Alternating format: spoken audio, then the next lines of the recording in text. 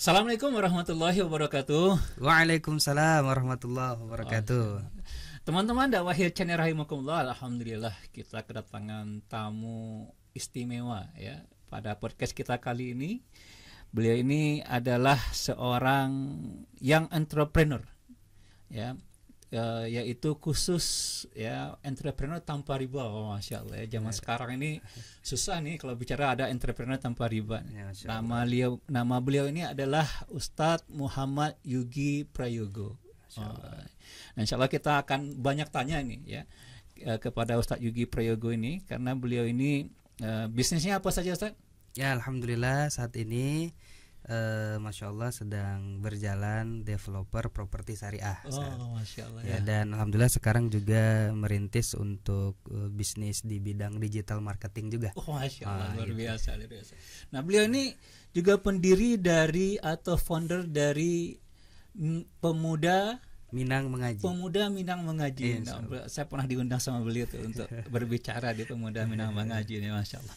Nah, Ustaz Yugi ya, ini banyak nih teman-teman ingin tahu nih ya, apa mungkin gitu kita berusaha tanpa riba ya, atau juga orang kalau bilang kan kalau nggak punya kalau nggak ngutang ke bank gimana mau punya rumah, gimana mau punya mobil gitu. Baik, Masya Allah. Iya, baik. Pertama saya sangat berterima kasih sekali kepada Ustadz Ardin yang sudah diundang nih di channel dakwah Akhir channel ya. Insya Allah mudah-mudahan subscribernya bertambah ini. Amin. Subscribernya belum 1000 lagi. Tapi insya Allah mudah-mudahan ini menjadi ladang pahala dan menjadi wasilah buat kebaikan Ustadz. Amin. Supaya agar Allah Subhanahu Wa Taala senantiasa menurunkan berkah dan rahmatnya. Amin. Ya. Apalagi hari ini kita berfastabiqul khairat ya Zad ya. Masya Allah. Nah, itu yang pertama saya mengucapkan syukron jazakallah khairan katsiran kepada Ustadz Ardi. Nah, yang berikutnya memang seperti yang disampaikan oleh guru saya sebenarnya ini. Ini memang hari ini aktivitas saya adalah sebagai seorang yang entrepreneur ya, sebagai pengusaha. Memang alhamdulillah Masya Allah Allah memberikan kesempatan kepada saya untuk bisa menjalani aktivitas bisnis usaha dengan khususnya itu tanpa riba begitu ya. Alhamdulillah sejak kita sudah mulai mengenal Islam jauh lebih dekat, jauh lebih dalam, Allah memberikan jalan kepada kita untuk dijauhkan dari riba, Ustaz. Masya Allah. Ya, sejak dari awal itu kita mulai bisnis, mulai usaha. Bahkan banyak hari ini lembaga-lembaga juga yang sudah mulai menawarkan bantuan-bantuan ya, menawarkan untuk agar bisa mendapatkan modal dan seterusnya. Gitu ya. Nah, kalau boleh saya tahu nih, sejak kapan sih Ustaz mulai usaha developer ini? Oh, baik, Masya Allah. Nah, kalau umumnya saya tuh usaha sejak kuliah sebenarnya Ustaz ya. Secara tahun berapa umum, itu? Ya sekitar tahun intinya saya masih semester 5 itu udah mulai bisnis. Semester 5 udah bisnis ya. Bisnisnya itu kalau dulu bisnisnya itu banyak lah, intinya kita menjalani aktivitas bagaimana kita itu bisa kuliahnya lancar gitu aja ya, penting bisa kuliah gitu ya. Nah, alhamdulillah kalau memang berkaitan dengan properti ini kita itu awalnya dari tahun 2016 ya. 2016 sampai sekarang sudah jalan 4 tahun. Alhamdulillah. Sejak awal itu kita komitmen Ustadz, karena memang kita itu menggunakan tagline developer properti syariah tanpa riba. Itu tanpa riba sama sekali. Sama sekali Ustadz ya. Bahkan sampai tanpa bank tagline-nya. Tanpa bank ya. Iya. Masya Allah. Artinya pembiayaannya tidak melalui perbankan, seperti itu. Sejak tahun 2016 sudah berapa tuh kira-kira properti yang sudah Ustadz? Ini kan tanpa riba, ini tanpa riba nih yang luar biasa ini. Baik, Masya Allah ya. Nah, jadi sejak 2016 itu kita sebenarnya awal merintis ya, dari background yang mungkin tidak anak teknik sebenarnya gitu ya. Tapi kemudian kita belajar karena punya impian bagaimana hari ini menghadirkan perumahan ya, memberikan solusi kepada umat agar bisa memiliki rumah sesuai dengan syariat Islam. Nah, alhamdulillah sejauh ini kita masih alhamdulillah masih berjalan terus. Proyek itu ada sekitar 4 proyek Ustadz sejauh ini. Alhamdulillah.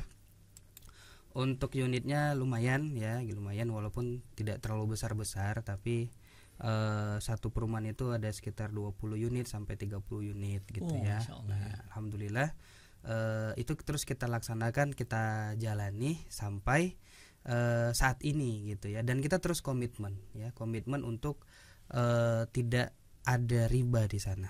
Ya, seperti itu Ustaz. Bagaimana mungkin gitu ya, maksudnya dalam pertanyaan orang-orang sekarang tuh bagaimana mungkin, apa itu benar-benar bisa terjadi? Ya, ya bisa gitu. Ya. Ya karena saya sudah membuktikan gitu. Ya. Kecuali kalau saya belum membuktikan misalnya. Sudah banyak berarti ya orang-orang yang lewat Ustadz itu bisa punya rumah tanpa riba sama sekali. Ya, alhamdulillah, masya Allah. Ya, masya Allah. Nah, pertanyaannya orang kan banyak bilang gitu ya, pada saya terutama ya, kalau kita dakwah kan kalau tidak dengan bank bagaimana caranya?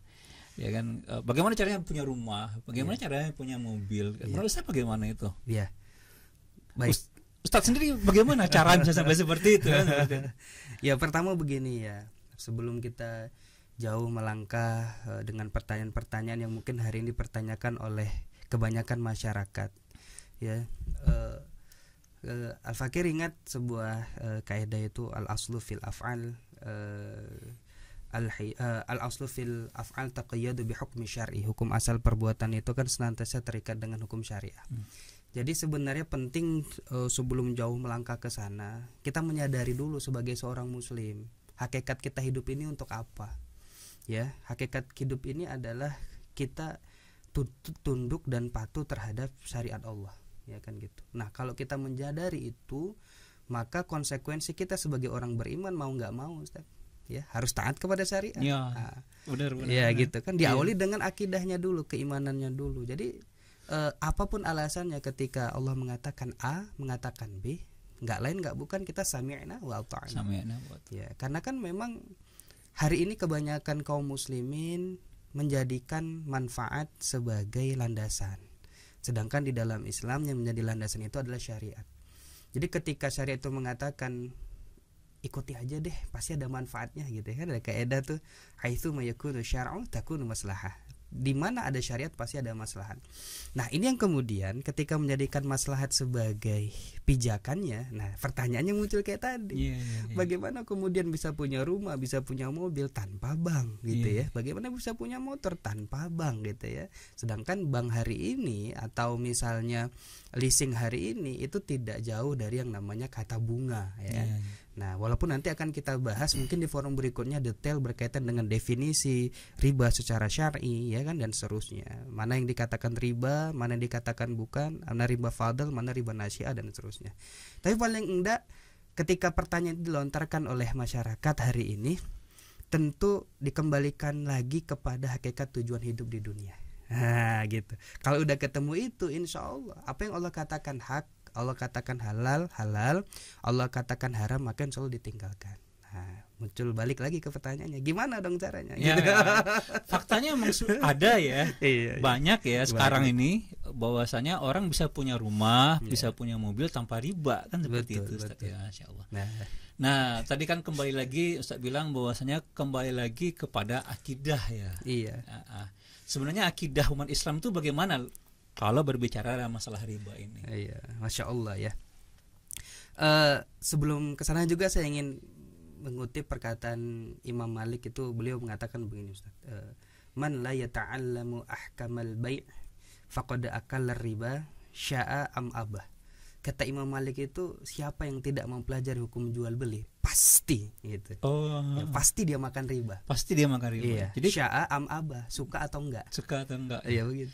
Jadi kalau kita enggak mempelajari hukum Islam dalam masalah jual beli, pasti kita terkena riba. Betul. Berarti riba itu nanti kalau kita pahami tidak hanya terbatas pinjaman uang, berarti itu ya? Oh iya, banyak ya? sekali yang definisi riba. Bahkan kalau disebutkan itu kan riba itu ada riba nasyia, riba fadl, dan apa aja yang terkategori riba nasyia, riba fadl, nah itu mungkin di forum berikutnya. Ya, kita janji ya. Insyaallah teman-teman semua, insyaallah kita ini akan bikin khusus forum tentang ekonomi Islam, bisnis Islam, insyaallah ya. Iya, baik.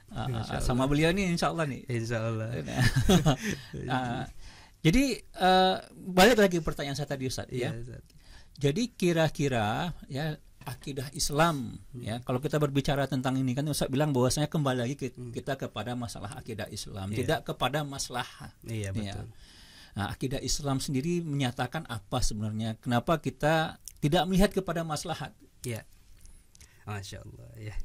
Nah, Al-Fakir ingin menyampaikan hadis dulu Ustaz dari Rasulullah sallallahu alaihi wasallam itu menyebutkan apa? La tazulu qadama 'abdu yaumal qiyamah. Kelak itu pada hari kiamat, anak Nabi Adam itu ketika di padang mahsyar tidak seorang pun, ya, ayah tidak kenal anak, anak tidak kenal ayahnya, suami tidak kenal istri. Begitu juga sebaliknya.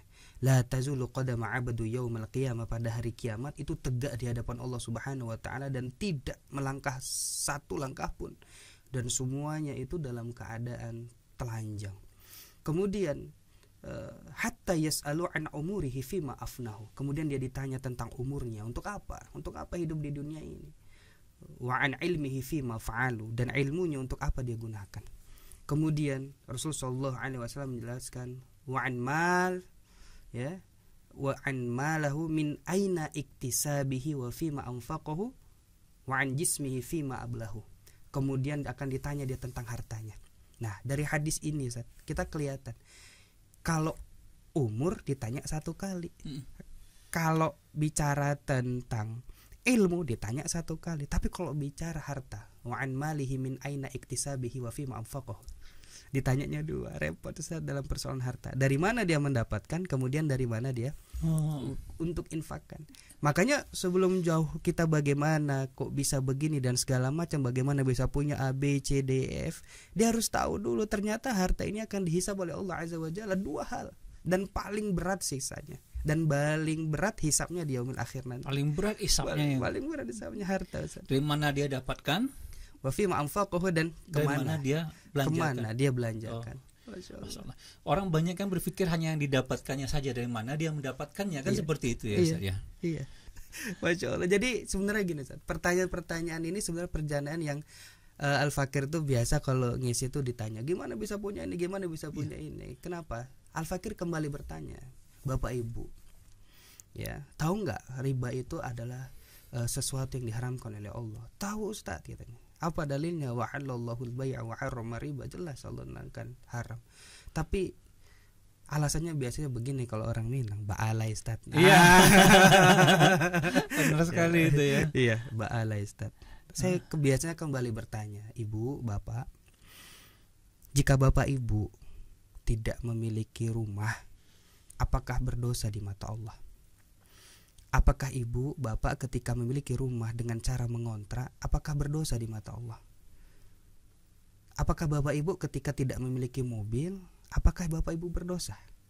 Apakah bapak ibu tidak punya motor, apakah bapak ibu berdosa? Semua menjawab tidak Ustaz.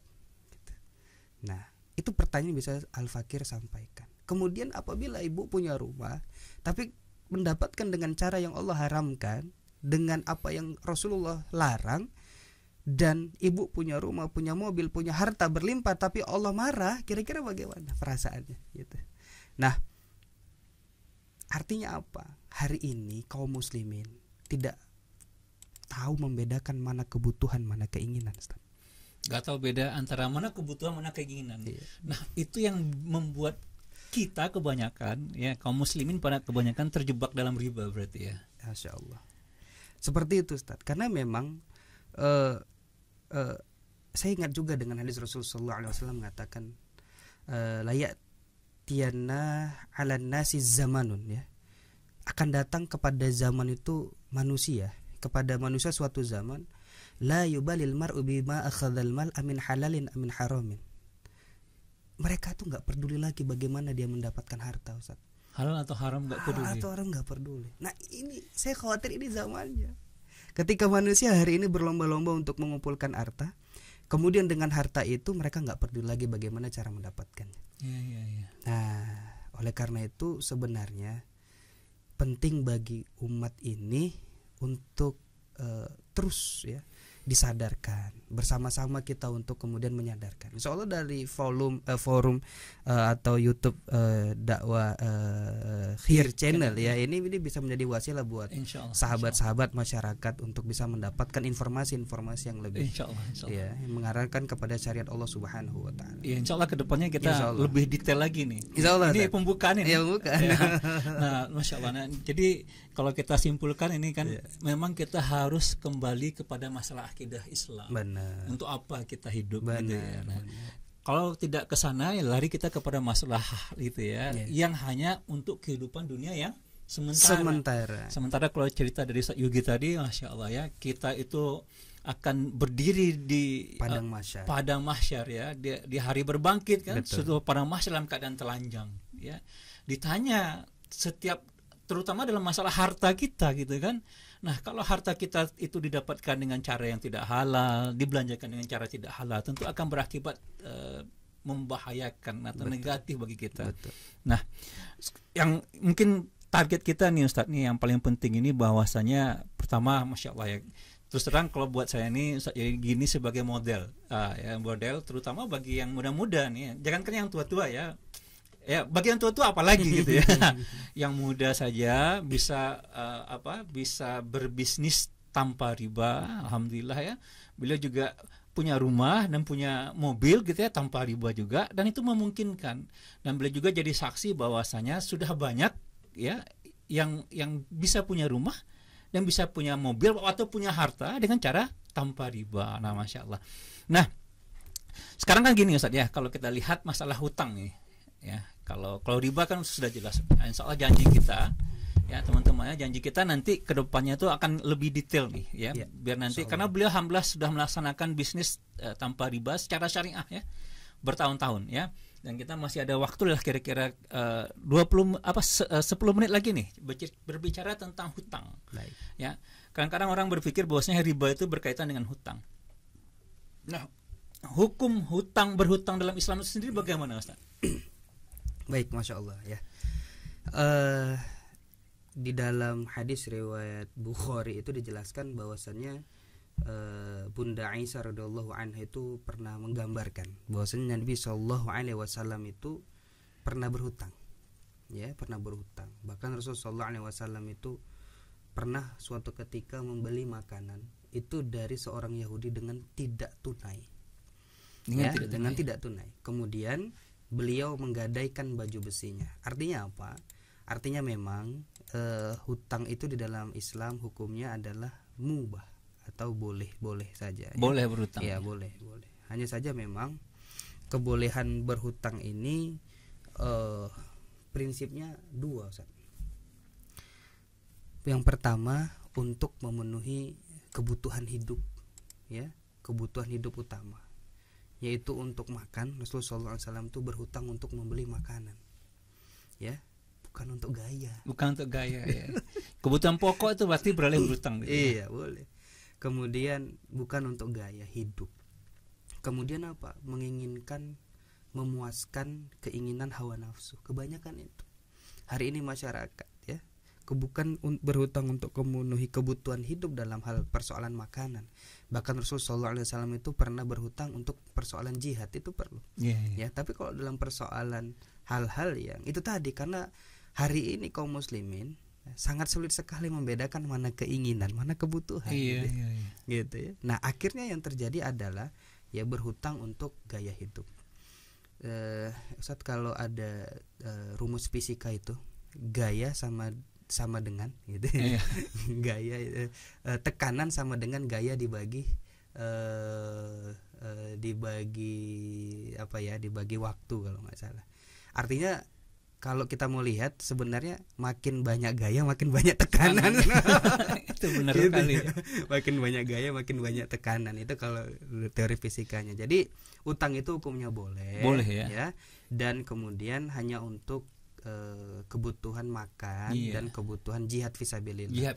Bukan untuk kebutuhan gaya hidup dan memuaskan keinginan hawa nafsu. Nah, itu permasalahan sekarang ini bukan karena kebutuhan dasar ya. Iya. Ya kalau nggak salah saya itu memang ada tiga hal diperbolehkan untuk berutang. Pertama kebutuhan dasar, yang kedua orang membujang. Ya, karena takut dia itu berbuat maksiat gitu ya, maka dia menikah dengan berhutang itu dibolehkan. Makanya yang membujang itu nggak apa-apa itu kalau saya mau menikah gitu ya. Tapi takut karena maksiat, betul. Takut berbuat maksiat. Yang ketiga adalah untuk jihad fisabilillah. Untuk jihad fisabilillah, menguatkan badan di hadapan musuh-musuh Allah, itu diperbolehkan berhutang. Masya Allah.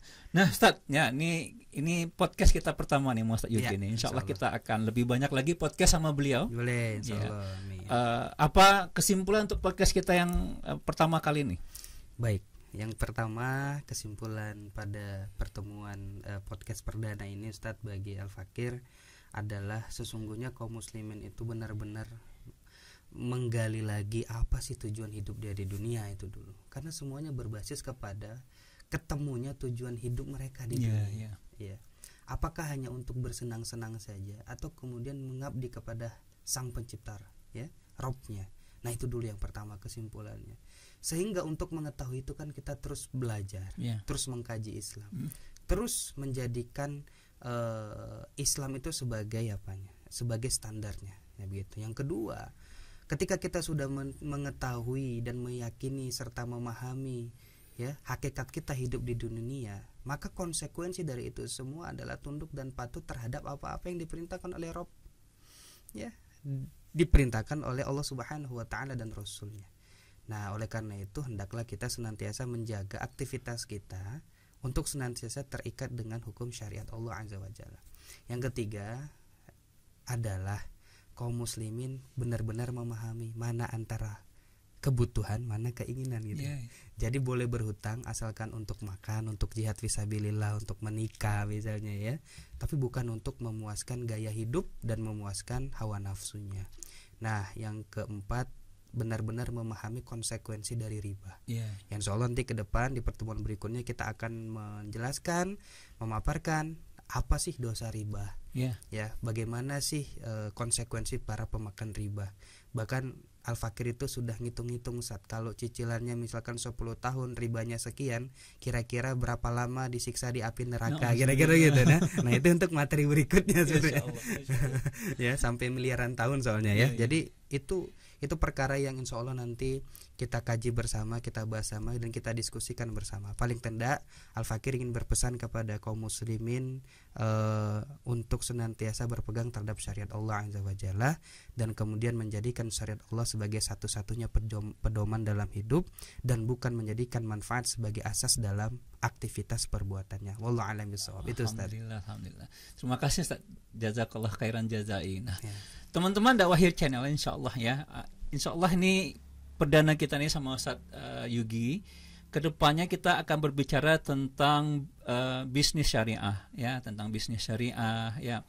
Banyak hal yang kita bisa bahas dengan beliau. Nah, pada kesempatan podcast kita kali ini silahkan kalau ada pertanyaan ya yang berhubungan dengan bisnis ya, yang berhubungan dengan bisnis yang menyangkut dengan syariah Islam, karena semua bisnis itu pasti ya harus sesuai dengan syariah. Nah, silahkan ditanyakan di komentar, insya Allah akan kita bahas di video-video podcast kita berikutnya dengan Ustadz Muhammad Yugi Prayogo. Insya Allah. Demikian saja, insya Allah jangan lupa like, subscribe dan share ya.